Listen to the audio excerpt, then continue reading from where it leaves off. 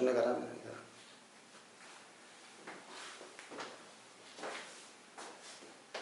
Hi guys,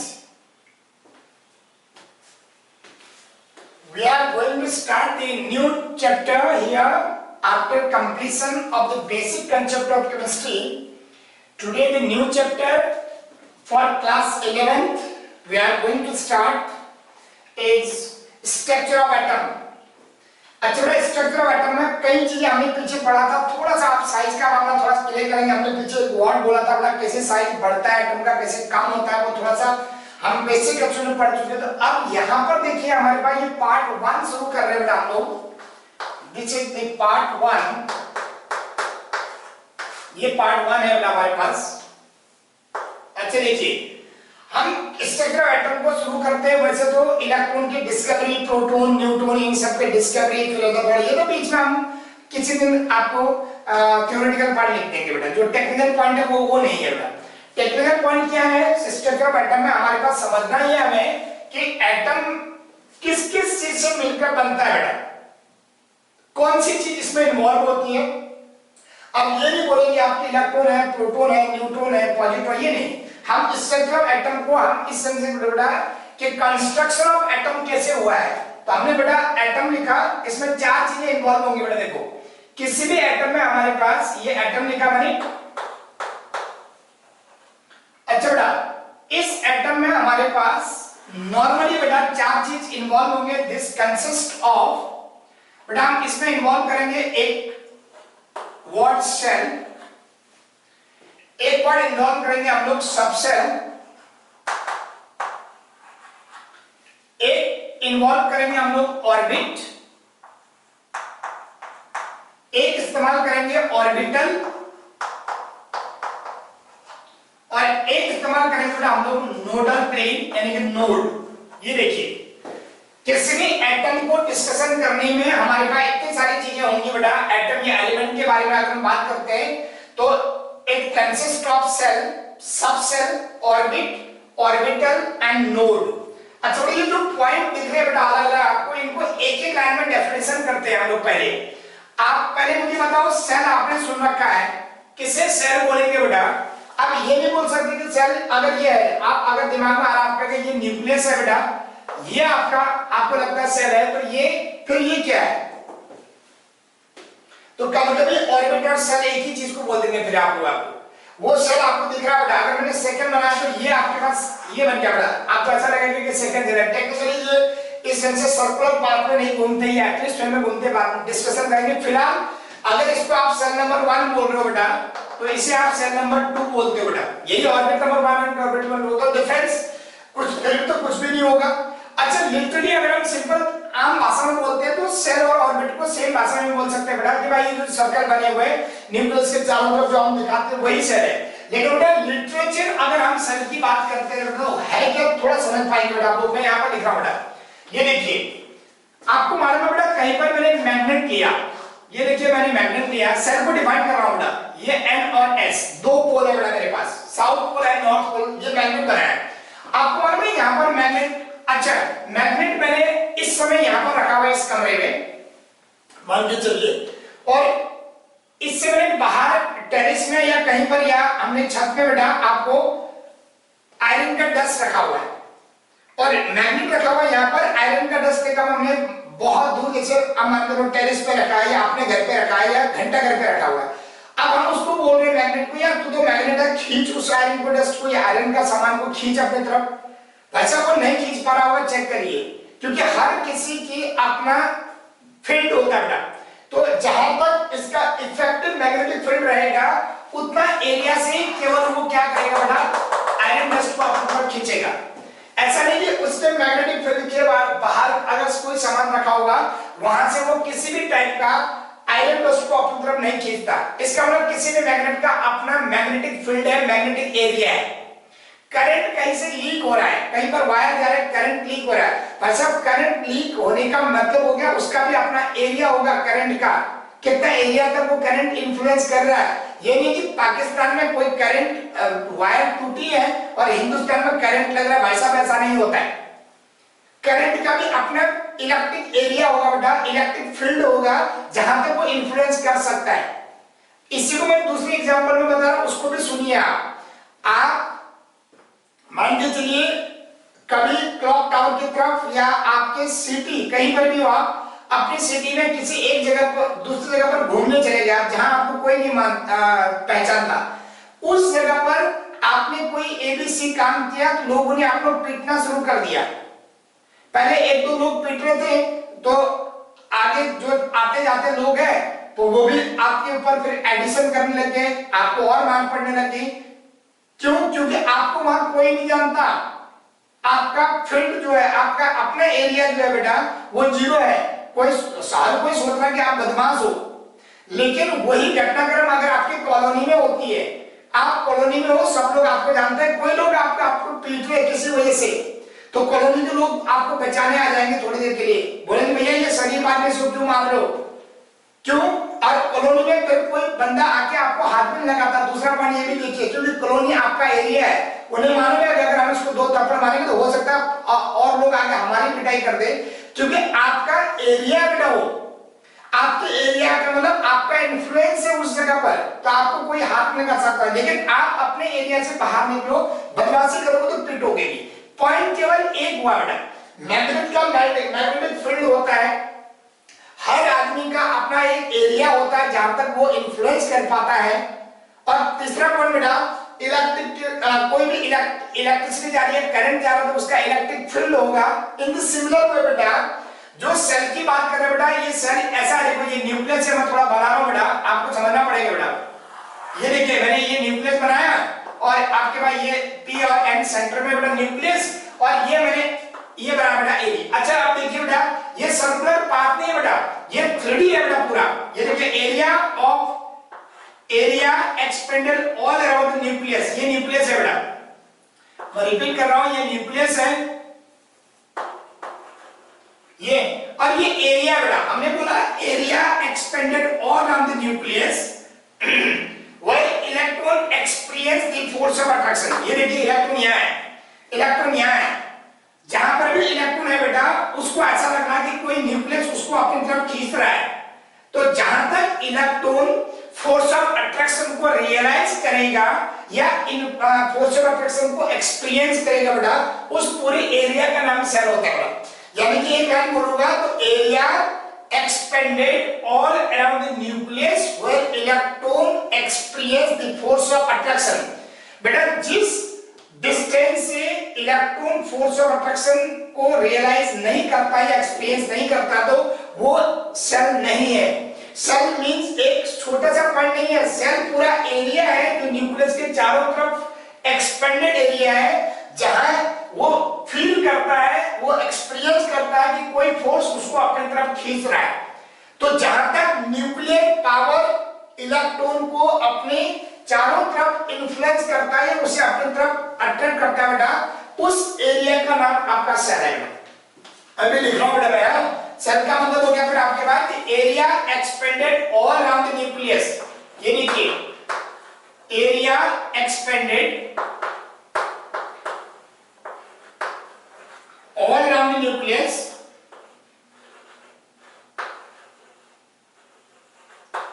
all around the nucleus, ये बेटा area expanded all around the nucleus where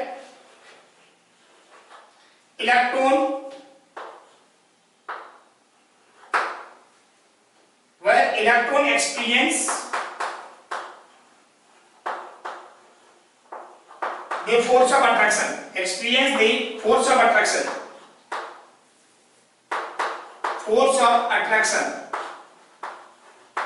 ये बेटा area expanded all around the nucleus where electron experience the force of attraction is known as the cell बेटा, which is symbolized by n।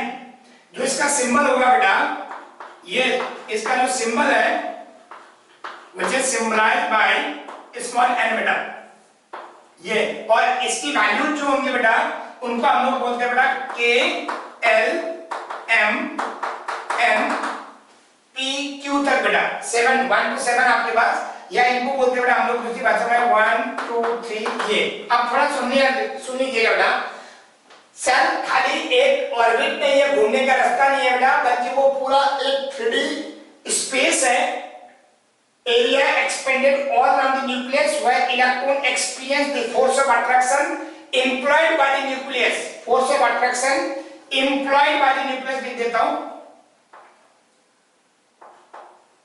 employed by the nucleus,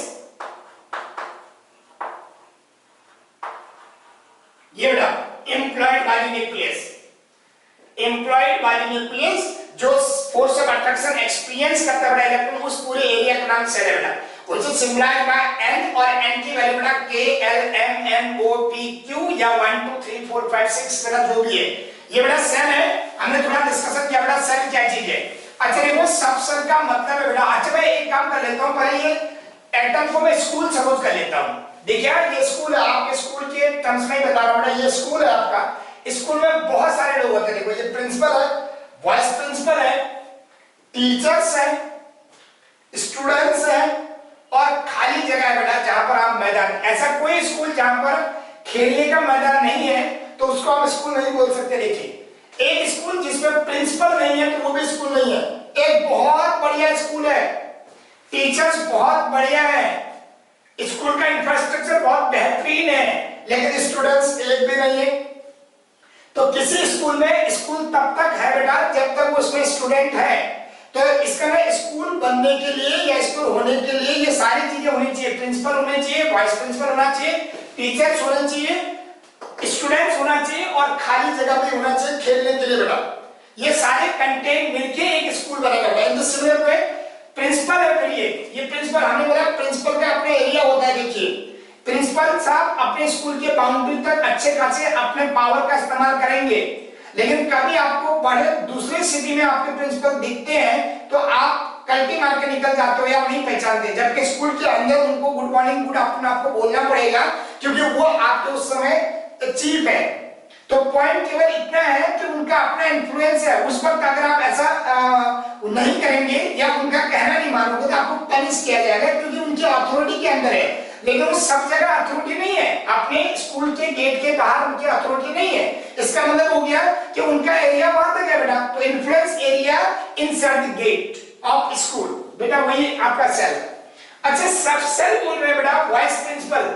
आप देखिए ये principal है तो vice principal किसे बोलते हैं आप स्कूल में, जो प्रिंसिपल के कामों में हाथ बटाता है, यानी कि एक ऐसी बॉडी जो प्रिंसिपल के एसोसिएट करता है बेटा, प्रिंसिपल को मदद करता है, जो प्रिंसिपल की हेल्प करता है उनके कामों को करने के लिए बेटा, उस पर्सन का नाम वाइस प्रिंसिपल। इन सिमिलर में बेटा सबसे हम बोल रहे हैं, सबसे का मतलब यहां पर ये है बेटा, आपके पास देखिए मैं लिख रहा हूं बेटा helping hand to the formation of cell बेटा, ये देखिए बेटा सिंपल क्या बेटा मैंने helping hand to the formation of cell, helping hand to the formation of cell, ये helping hand to the formation of cell is a subcell। अच्छा subshell हमारे पास कैसे होंगे, अभी हम इमीडिएट बता रहे हैं, ये चार टाइप के होंगे हमारे पास in general S, P, D और F। बेटा ये G और H दो नए आ गए, बोलते हैं G और H भी हमारे पास, लेकिन G और H हम लिखते नहीं अभी तक, आपके पास SPDF ही लिखते हैं बेटा। तो S और अगर मैं बोलूंगा बेटा इसका एब्रिविएशन है बेटा सार, P को एब्रिविएट करते बेटा प्रिंसिपल, बेटा D को एब्रिविएट करते हैं डिफ्यूज्ड और F को एब्रिविएट करते बेटा फंडामेंटल। ये देखिए ये चार वर्ड है बेटा आपके पास, सार, principal, diffuse and fundamental. This is the subcell, यानी कि हेल्पिंग हैंड पर कैसे हेल्प करता है, सेल को बनने में सबसेल कैसे मदद करता है वो हम इमीडिएट बोल रहे हैं क्योंकि हमने वो डेफिनेशन करनी है। अच्छी जनरल ऑर्बिट, हमने एक वर्ड बोला ऑर्बिट, ऑर्बिट का मतलब है बेटा देखिए सेल हमने डिस्कस किया area expanded on the nucleus, subcell को डिस्कस किया, this is something which has a helping hand to the formation of cell.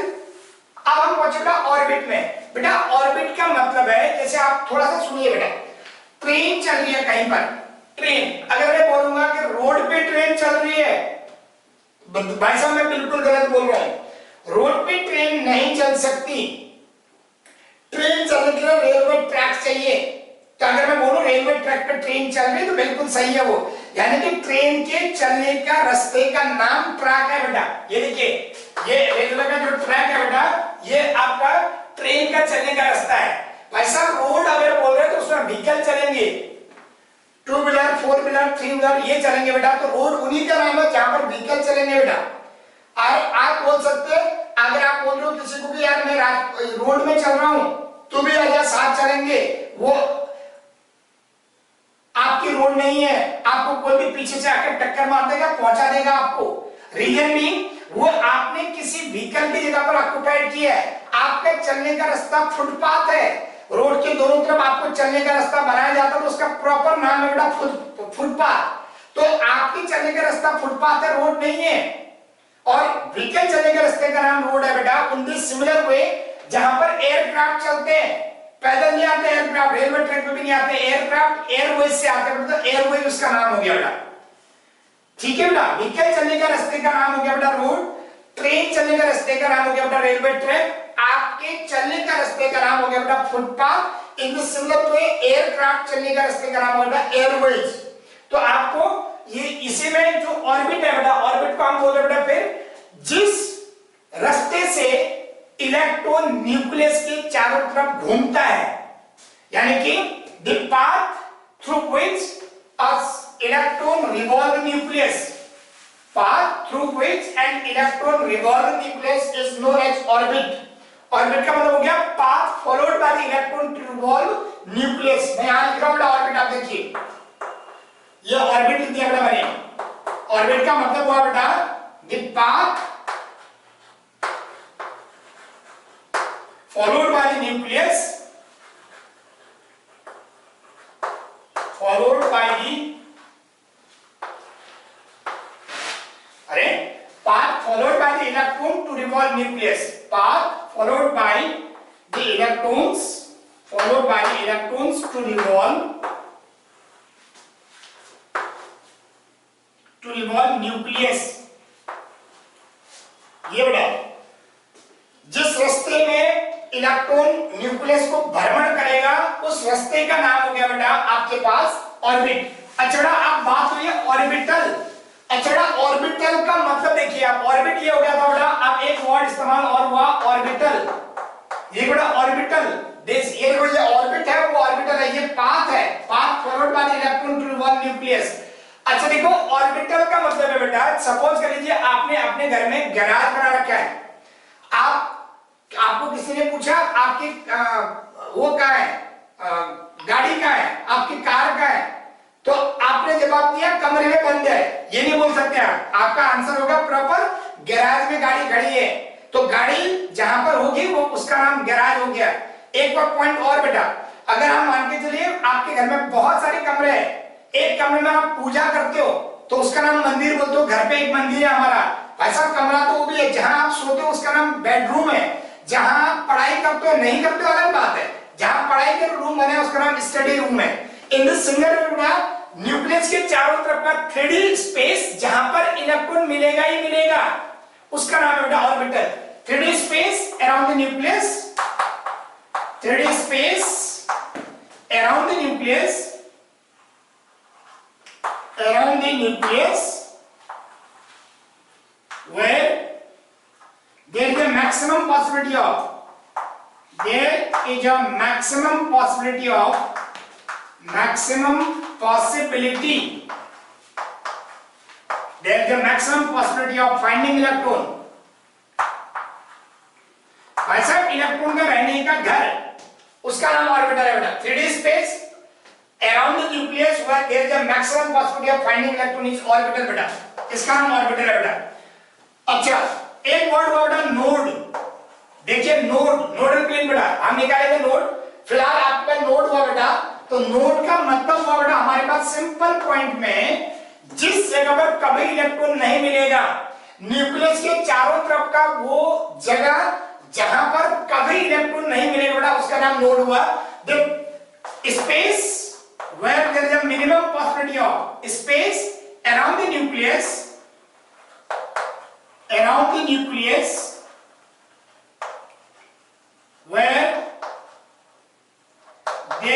is a minimum possibility.